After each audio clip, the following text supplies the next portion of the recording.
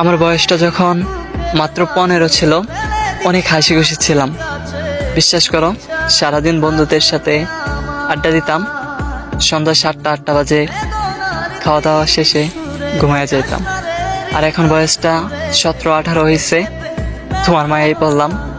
এখন সারা রাত্রি কাইটা যাই, চোখে ঘুম আসে না। আর খাবার, সেটা তো গলা দিয়ে নামে না। আমার বয়সটা যখন মাত্র 15 ছিল, অনেক হাসি খুশি ছিলাম। বিশ্বাস করো, সারাদিন বন্ধুদের সাথে আড্ডা দিতাম। সন্ধ্যা 7টা-8টা বাজে খাওয়া দাওয়া শেষে ঘুমায় যেতাম। আর এখন বয়সটা 17-18 হয়েছে, তোমার মায়াই পড়লাম। এখন সারা রাত্রি কাইটা যাই, চোখে ঘুম আসে না। আর খাবার, সেটা তো গলা দিয়ে নামে না।